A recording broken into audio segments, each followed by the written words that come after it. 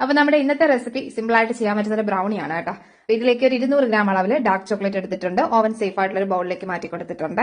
കൂടി തന്നെ 100 ഗ്രാം അളവിൽ അൺസാൾട്ടഡ് ബട്ടറും കൂടി കൊടുക്കുന്നുണ്ട്. എന്നിട്ട് ഒന്നുകിൽ ഡബിൾ ബോയിൽ മെത്തേഡിൽ ഒന്ന് മെൽറ്റ് ചെയ്തെടുക്കാം, അല്ലെങ്കിൽ ഓവനിൽ കൊടുത്തിട്ട് മെൽറ്റ് ചെയ്തിട്ട് നല്ലപോലെ മെൽറ്റ് ചെയ്തിട്ട് മാറ്റി വെക്കാം, ചൂടൊക്കെ മാറി കിട്ടണം. അപ്പൊ ഈ ഒരു ടൈമിൽ ഒരു ബൗളിലേക്ക് 3 മുട്ട എടുക്കുന്നുണ്ട്. കൂടെ തന്നെ 1.5 ടീസ്പൂൺ അളവിൽ വാനില എസൻസും കൂടെ ഒഴിച്ചു കൊടുക്കാം.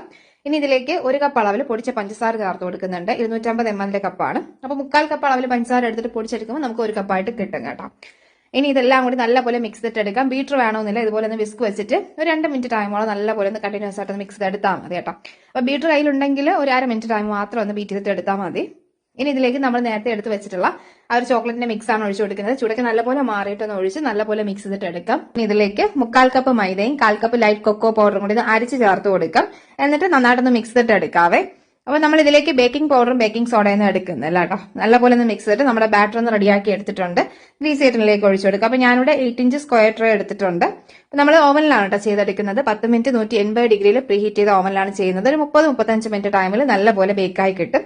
കണ്ടില്ല, ടോപ്പൊക്കെ നല്ലപോലെ ഒരു ഫ്ലേക്സ് ആയിട്ട് നമുക്ക് കിട്ടിയിട്ടുണ്ട്. അപ്പൊ എന്തായാലും ട്രൈ ചെയ്ത് നോക്കണേ. നല്ല സിമ്പിൾ റെസിപ്പിയാണ്, നല്ല ടേസ്റ്റ് ആണ് കേട്ടോ. ഇന്ന് ചൂട് മാറിയതിനു ശേഷം കട്ട് ചെയ്തെടുത്താൽ മതി. മറ്റേ റെസിപ്പി ആയിട്ട് കാണാം. താങ്ക്